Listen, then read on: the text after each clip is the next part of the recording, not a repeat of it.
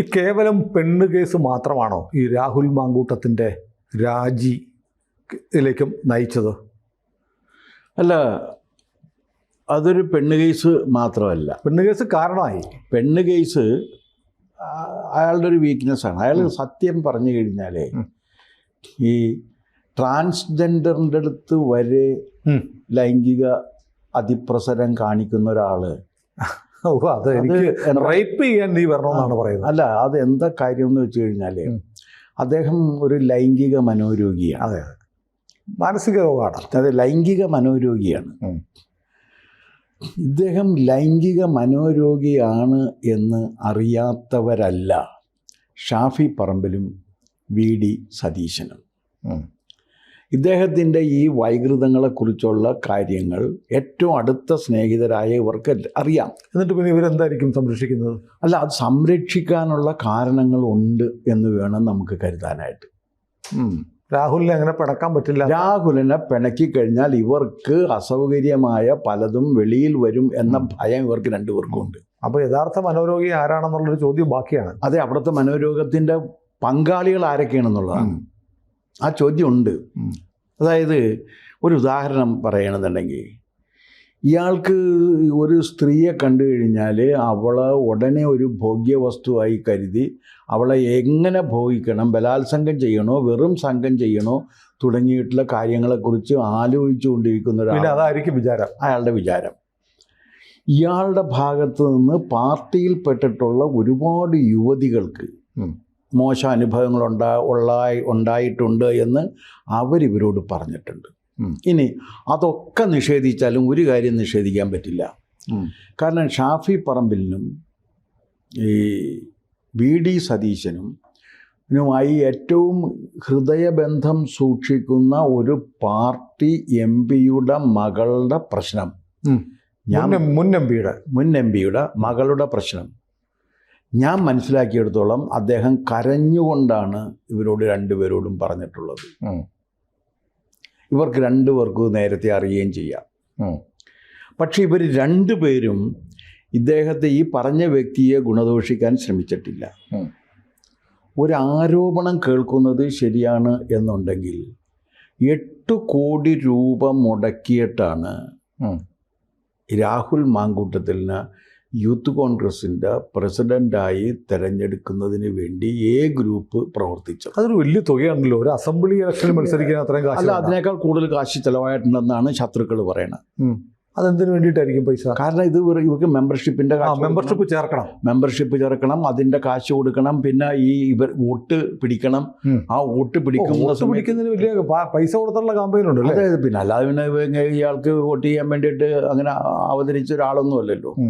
അതെല്ലാം ചെയ്തെടുത്താണ്. പക്ഷേ അത് കഴിഞ്ഞ ഉടനെ തന്നെ ഇദ്ദേഹം സതീശനുമായി ഒരു ഐക്യദാർഢ്യം ഉണ്ടാക്കിയിട്ട് നീങ്ങിക്കൊണ്ടിരിക്കുകയായിരുന്നു.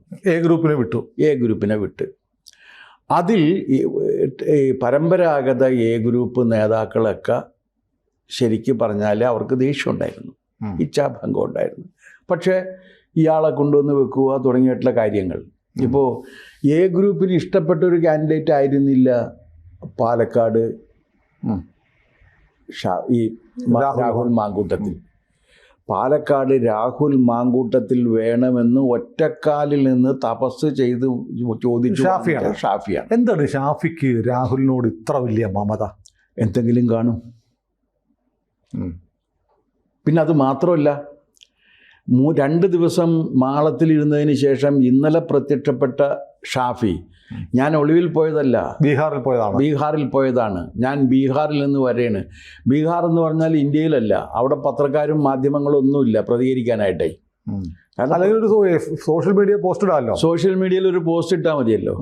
പക്ഷേ എന്നാലും അദ്ദേഹം പറഞ്ഞു, ഞാൻ അവിടെ ഇങ്ങനെ അതിൻ്റെ തിരക്കിലിങ്ങനെ നിൽക്കുകയായിരുന്നു, താഴെ ഇറക്കാനുള്ള പരിപാടി നോക്കിക്കൊണ്ടിരിക്കുകയാണ്. ഇപ്പോൾ ഇലക്ഷൻ വരുമല്ലോ, അപ്പോൾ നോക്കിക്കൊണ്ടിരിക്കുകയായിരുന്നു. അപ്പോൾ അതിൻ്റെ തിരക്കിലായിരുന്നു. ഇത് ശുദ്ധ കളവാണ് പറഞ്ഞത്. കാരണം ഇതെല്ലാം ഇവർക്ക് നേരത്തെ അറിയാവുന്ന. ഷാഫി വന്നിട്ടും രാഹുലിനെ ന്യായീകരിക്കുകയായിരുന്നു. പാർട്ടി ആവശ്യപ്പെട്ടില്ല, അവൻ സ്വമേധയാ രാജിവെച്ചതാണെന്ന് പറഞ്ഞു. അത് മാത്രമല്ല, ഇതിങ്ങനെ മറ്റെന്താണ് അങ്ങനത്തെ രാജി, ഇങ്ങനത്തെ രാജി, ആര് കുറ്റാരോപിതൻ്റെതല്ലാത്ത രാജി, ആ രാജി 7 രാജിയാണ് ഒരുമിച്ച് സംഭവിച്ചതെന്നാണ് അദ്ദേഹം പറഞ്ഞത്. ആ 7 ഞാനിപ്പോൾ ഓർക്കുന്നില്ല പറയാനായിട്ട്. 7 കാരണങ്ങൾ പറഞ്ഞുകൊണ്ട് 7 രാജിയാണ് ഇത് സംഭവിച്ചിരിക്കുന്നത് എന്നാണ് പറഞ്ഞത്. മാത്രവുമല്ല, രാഹുൽ മാങ്കൂട്ടത്തിലിന് ഡിഫൻസ് ഒരുക്കുന്നതിന് വേണ്ടി, സംരക്ഷണം ഒരുക്കുന്നതിന് വേണ്ടിയാണ് ഷാഫി പറമ്പിൽ അദ്ദേഹത്തിന്റെ പത്രസമ്മേളനത്തിൽ പരിശ്രമിച്ചത് എന്നുള്ള കാര്യം അത് കേട്ട എല്ലാവർക്കും വ്യക്തമാണ്. ഷാഫിക്ക് മാത്രം അത് വ്യക്തമായിട്ടില്ല. ഷാഫി പറഞ്ഞ ഞാൻ ന്യായീകരിക്കുക, പിന്നെ എന്തിനാണ് ന്യായീകരിക്കുന്നത്? അല്ലെങ്കിൽ പിന്നെ വന്നിട്ട് അയാൾ അതിൻ്റെ കാരണം എന്താണെന്ന് വെച്ചാൽ ഇത് ഇവർക്ക് അറിയാമായിരുന്നു. സതീശൻ പത്രസമ്മേളനത്തിൽ നിന്ന് എനിക്ക് നിങ്ങളോട് പറയാൻ മനസ്സില്ല എന്ന് പറഞ്ഞു പോയി. അങ്ങനെയല്ല, പൊതുപ്രവർത്തകർ ആകുമ്പോൾ മാധ്യമങ്ങൾ ചോദിക്കുന്നത് ജനങ്ങളെ കാര്യങ്ങൾ അറിയിക്കുന്നതിന് വേണ്ടിയിട്ടാണ്.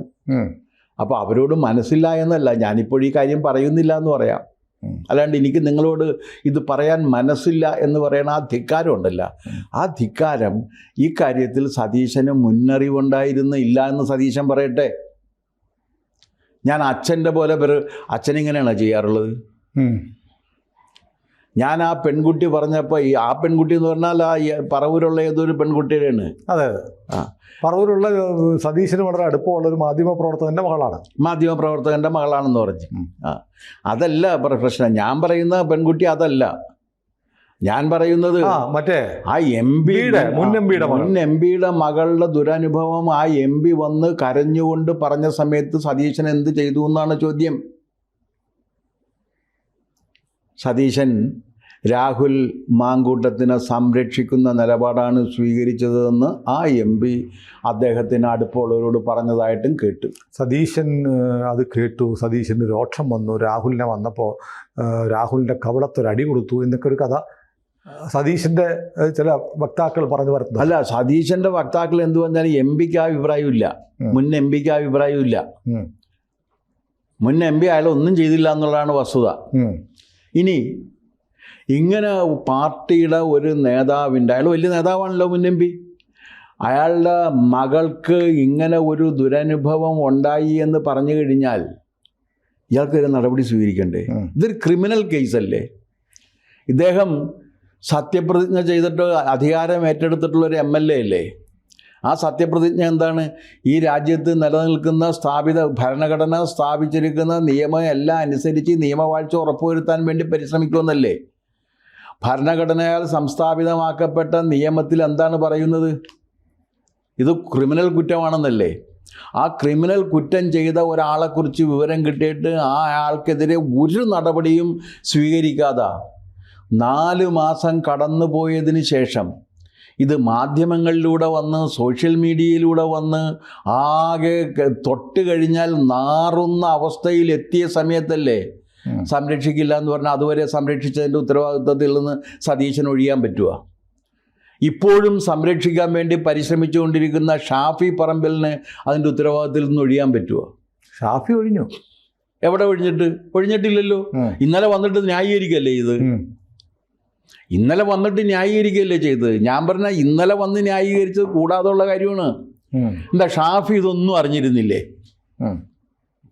ഇതൊന്നും അറിയാതിരിക്കത്തക്ക വിധത്തിലുള്ള വിശുദ്ധനായ നിഷ്കളങ്കനാണോ ഷാഫി? അല്ലല്ലോ. ഷാഫി തെരഞ്ഞു പിടിച്ചു കൊണ്ടുവന്ന് പാലക്കാട്ട് നിർത്തിയ സ്ഥാനാർത്ഥിയല്ലേ? ആ സ്ഥാനാർത്ഥിയാണ് പാലക്കാട്ട് നിൽക്കാൻ സർവ്വതാ യോഗ്യൻ എന്ന് പറഞ്ഞതല്ലേ? ആ സ്ഥാനാർത്ഥിയുടെ കയ്യിലിരിപ്പ് എന്താണെന്ന് അറിയാതിരിക്കത്തക്ക വിധത്തിൽ വിശുദ്ധമായ നന്മ ഷാഫിയിൽ പൂത്ത് വിരിയുന്നുണ്ട് എന്ന് ആരെങ്കിലും വിശ്വസിക്കുന്നുണ്ടോ? അപ്പോൾ ഈ പറഞ്ഞു വരുന്നത് ഷാഫിക്ക് ഇതിൻ്റെ ധാർമ്മിക ഉത്തരവാദിത്വം ഉണ്ട്. ധാർമ്മികമല്ല, ലീഗൽ റെസ്പോൺസിബിലിറ്റി ഉണ്ട്. I am not saying about vicarious liability ഉണ്ട്. I say about the legal responsibility. ഈ രാജ്യത്ത് സംസ്ഥാപിതമായിരിക്കുന്ന നിയമപ്രകാരം പ്രവർത്തിക്കാൻ ബാധ്യസ്ഥനായ എം പിയും MLAയും, എം പി ആയ ഷാഫിയും MLA ആയ സതീശനും അതിന് പരിശ്രമിച്ചില്ല എന്നുള്ളതാണ് അവരുടെ പേരിൽ ഞാൻ ആരോപിക്കുന്ന കുറ്റം. ഇവർ കൂട്ടുപ്രതികളാണ്. ഇവർ ആ കാര്യത്തിൽ കൂട്ടുപ്രതികൾ തന്നെയാണ്. ഇപ്പോൾ മിക്കവാറും ഇയാളെ കൊണ്ട് രാജിവെപ്പിക്കും MLA പദവിയും. എന്താ കാര്യം എന്നറിയാമോ? അത് ഈ രാജ്യത്ത് നീതി നടപ്പിലാക്കാനുള്ള ആഗ്രഹത്തിൻ്റെ ഫലമായിട്ടല്ല. ഈ 2 പേർക്കും ഇതിനകത്തുള്ള ഉത്തരവാദിത്വത്തിൽ നിന്ന് രക്ഷപ്പെടുന്നതിന് വേണ്ടി ചെയ്യുന്ന ഒരു കടുങ്കൈ മാത്രമായിരിക്കും ഇപ്പം ഞങ്ങൾ രാജിവെപ്പിച്ചു, ഇനി എന്ത് ചെയ്യാനാണ്? അതെ, രാജിവെപ്പിച്ചു എന്ന്. രാജിവെപ്പിച്ചാലും പ്രശ്നം തീരുന്നില്ല എന്നാണ് ഞാൻ പറയുക. കാരണം ഇവർക്ക് ഇതിനകത്തുള്ള ഉത്തരവാദിത്വം എന്താണ് എന്നുകൂടി ജനങ്ങൾ അറിയേണ്ടതുണ്ട്. എന്തുകൊണ്ടാണ്? ഒരാൾ പ്രതിപക്ഷ നേതാവാണ്. അതെ അതെ. ഇനി ഞാൻ മറ്റൊന്ന് ചോദിക്കട്ടെ സാറേ, ഈ രാഹുൽ മാങ്കൂട്ടത്തിൻ്റെ ഇനിയുള്ള രാഷ്ട്രീയ ഭാവി എന്താണ്?